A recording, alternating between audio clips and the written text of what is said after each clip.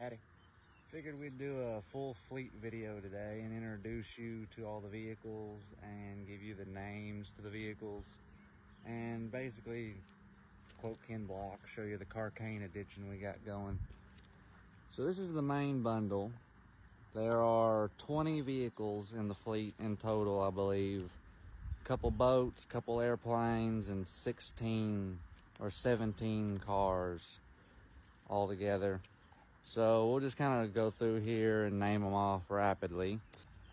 First up in our bundle is my dad's 1998 Toyota Tacoma SR5 V6 automatic 4x4. This is the truck that I basically learned to drive in. I started learning to drive when I was younger, but this is the one that I did all my permit hours and actually took my test in. There's a really cool story on how I almost failed my driver's test because this truck is in kilometers, not miles per hour. So the woman thought I was speeding the whole time when she was actually just looking at the wrong set of numbers. That was fun to convince her because all she thought is I was making excuses. So I basically argued with my driver instructor that no ma'am, this truck is from Canada, it's in kilometers. And she was basically just saying I was being disrespectful and everything. And eventually she realized that she was wrong and I was right. And it was all good and it was pretty cool at the end of it. She was a nice woman. And I'm sure she's used to a lot of teenagers giving backlash. But I know I was on the speed limit. I know that I did not go over the speed limit. So defend yourself where you know you're innocent. Moving along from the Toyota, we have my mom's 2003 F-150 Lariat. This is her second truck like this. She had one that was a two-wheel drive that was gray. This one is a FX4 Lariat 5.4 Triton automatic 4x4. Moving on, we have my truck, Eddie. We'll start at the front of the truck and go from there. Anyway, $1,000 ranch hand bumper that I got for $100 off an old woman. The D-rings on the front are from a 2001 Ford, the white one out back. They've been welded on. The welds are solid. I've pulled full-size trucks like a Dodge 1500 or a Dodge Ram 1500 out of the mud with nothing but this truck and a come-along. So I know the welds are solid on this. People always like to question weld stability when I mention that something's been welded on. So that little tangent out of the way. The truck has hood pins, not necessarily by choice. I originally did not want hood pins, but going to work one morning, it was like 4:30 in the morning. I was going to work and hood flies open, blocks my view, can't see shit. It bends the shit out of the hood. And it was about that time I decided hood pins are a must, not really optional. And that'll actually play into the theme of this whole truck, which is function over fashion. This truck is, while in my opinion, a very beautiful and very rugged looking truck, most people online hate this truck. They think it has just been completely ruined because it was basically all original when I got it. But moving on from there, we'll give a rundown on the modifications of the truck. The smog pump has been converted and modified with an air fitting to where it can now be plumbed with a hose.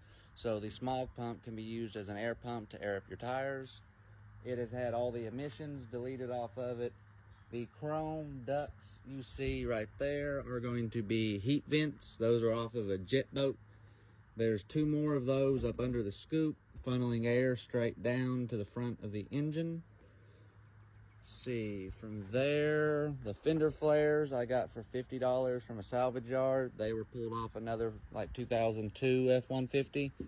So I plan on getting some wide tires, maybe like some 33, 35s by 12 and a halves, something kind of meaty, maybe some 13 and a halves, something to really fill out those fender wells.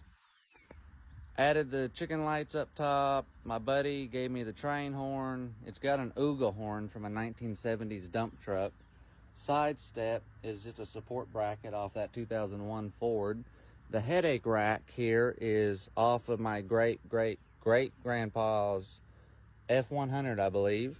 This is That's just from Tractor Supply. This is one of my favorite things that people really don't notice, is it's got D-rings on the bed on both sides. So those come in really handy. Blacked out tail lights. It did have a backup camera at one point, but the backup camera no longer exists. So we're gonna move along from Eddie to one of the Chargers. Up next we have Arlene, the 2006 5.7 liter Hemi. This car is technically my first trade. I traded my 2007 Ram TRX for this car back in June or July of 2023, or I think. So this was my first trade item, and most people have probably thought I was pretty crazy on this one because the truck was really nice. It was a really, really beautiful truck in pretty good shape. And this car, when they pulled up with it, when we met them to do the trade, it was 3 quarts low on oil. The front driver tire was basically completely flat. It was missing on multiple cylinders. And my truck started right up, ran perfect, 4-wheel drive on it, worked perfect. Like, everybody thought I was batshit. But I've fallen in love with this car. And this car actually has probably gotten me in more trouble than most of the ones around here. First thing I did when I got this car was cut the exhaust out and basically run it open headers. Well, headers. Open manifolds, basically. So my neighbors absolutely hated this car. Not to mention, I found out quite quickly that it had enough horsepower to slide every corner.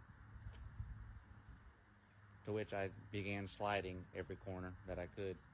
So it was not long before I had buddies stopping me at like stop signs. I had a buddy one evening stop me and say that the cops had put out an APB on white Chargers looking for the troublemaking one. So reputations, aren't they fun? So moving on to its sister car while it's right here. This is a 2006 V6 car. The reason it looks like this is it's currently receiving a new radiator, a new water pump, and a new timing belt. So it's all tore down at the moment. This one's got a custom Black Widow exhaust, to which I should have mentioned that on this one right quick. That one's got a custom Cherry Bomb exhaust. This one's got a custom Black Widow exhaust that goes into a dump just before the rear axle. That one duals out the back into 2 pipes. But this one dumps at the rear end out of a massive 3-inch pipe. Car sounds really good. We've done the wing, the black trim on it, and a few little knickknacks. We've had to do some steering and suspension adjustment, but overall it's a really good car. This one was the first Charger out of the 3. We've had 3 of them come through here. There was this one first of all, then there was the Hemi Charger, and then we purchased a 2007 black Charger that we put a brush guard, CB antenna, and hood pins and some other stuff on. And then we ended up trading the black Charger, the 2007 Charger, for this, a 2010 V6 5-speed manual Mustang. This car, surprisingly, would probably keep up with that V8 pretty well. Just my personal experience driving them. But this car, I don't really know what we're going to do in the future with it. Right now, it's one of the big ones along with Eddie. That is going to be part of the Gymkhana videos that I'm doing. So likely Black Widow, that's its name by the way. Black Widow and Eddie are going to be probably the main Gymkhana cars that we go slide around. Just because they're the manuals, they're both 5 speeds.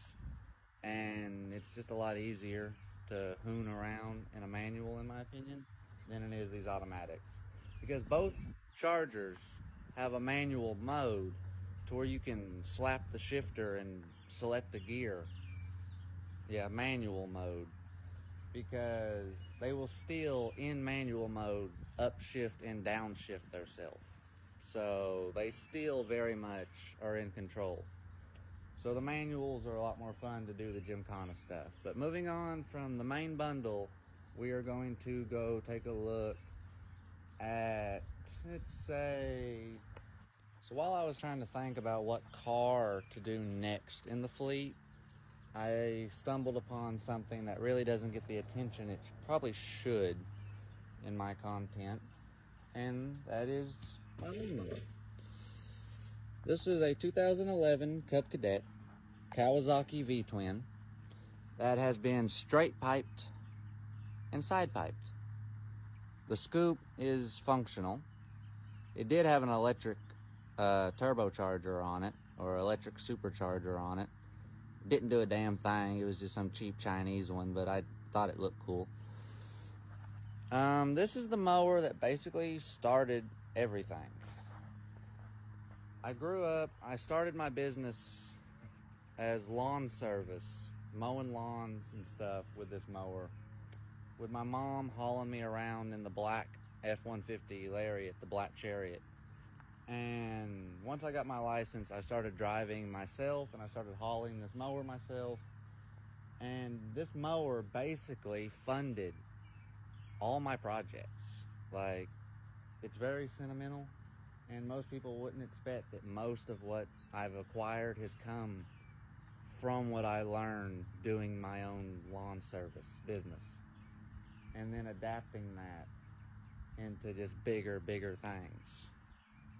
So moving on from this little thing, which I guess we should probably go over some of the modifications on it first. So it's been straight piped. It's got true duals. Just to show you, true duals going out both sides into, like, I think 2.5 or 2.25 inch tips. This is a real aluminum bug catcher that goes on a carburetor. It's just had some brackets built for it.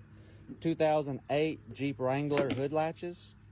Because the hood scoop was so big, it really almost bent the hood hinges when it would bounce. When you'd ride it and it would bounce, this hood would just be bouncing side to side. So had to put these hood latches on it.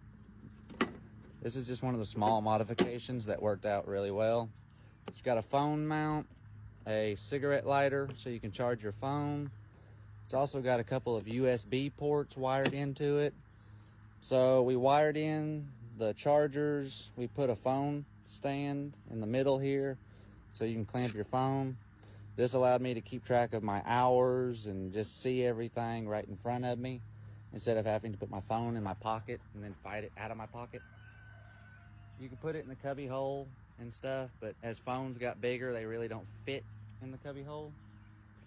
So just a lot of thought into this mower and a lot of return out of this mower. Next, we have my great-great-grandpa's little S10. He was a dispatcher at the local volunteer fire department, and this was his little daily driver. Service bed was always fully loaded with tools, had a CB radio mounted in it.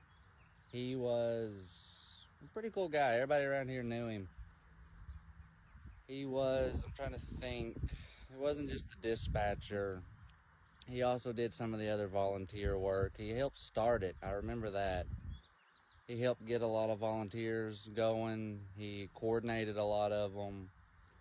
And just a lot of history in the local area. So, very well-known truck.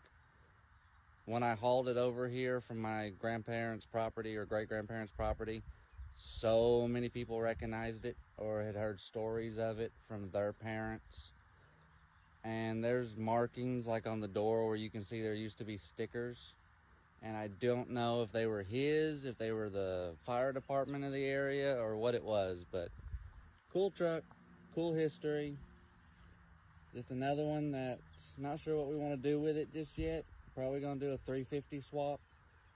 Probably not sure about the paint yet, but we're keeping the service bed on it. So, another future project. And then that's actually his boat. Fun fact before we move on from this. This is actually my great-great-grandpa's, well, however many greats. Same man who owned the truck owned this.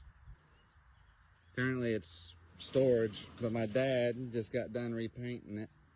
So as we restore his boat, we are restoring his truck. I don't know if y'all want videos on the S10 or the boat. Let me know if you do. But there's some of the passive projects in the area. So you've already seen the Mach 1, you've already seen Scarface. Let's go take a look at the orange 70 Mustang with the bullet holes. Y'all seen this one briefly in the Scarface video, but I figured we'd look at it a little bit more. This was my mom's first car. So just to give you kind of the loadout for my family. My grandma's first car was the Mach 1. My dad had several cars, or not my dad, but my grandpa had several cars over the years. And what they ended up sticking with at the end was Grandma had the Mach 1.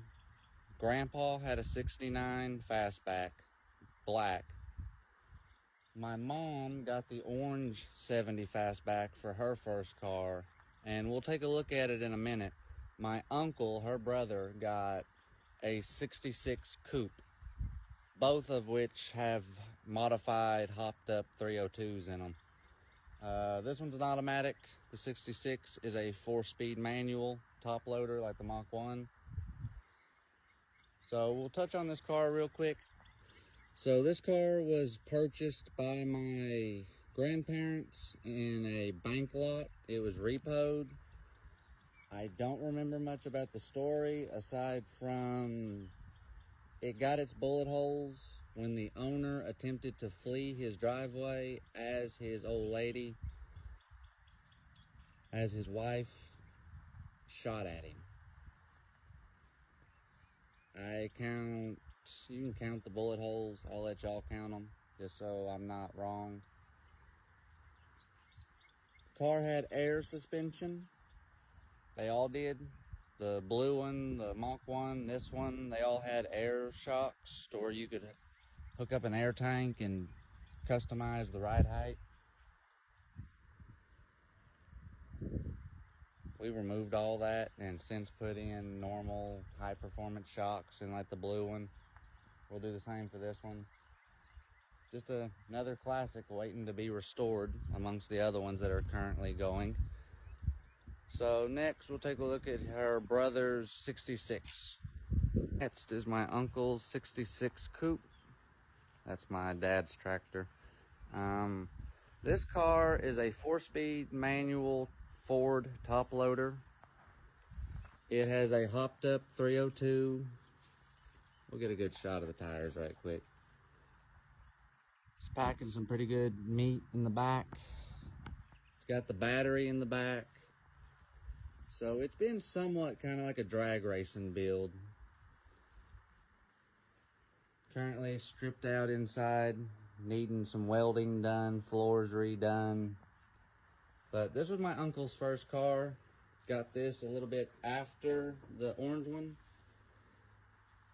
There's a good video and a really good burnout of this car on the channel if you want to go see it and hear it running. This is probably one of the best sounding cars on the property, if not the best, in my opinion. It's hard to beat a big cam, old school engine that's running good.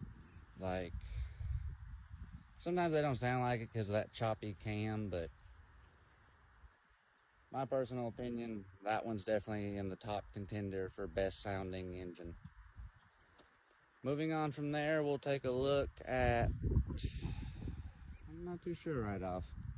That might actually kind of be it for the main fleet. I guess we got Freddie. Take a look at Freddie. Up next is Freddie, my 93 OBS 351 Windsor 4x4. I traded my first motorcycle for this truck. First motorcycle that I had ever driven or rode.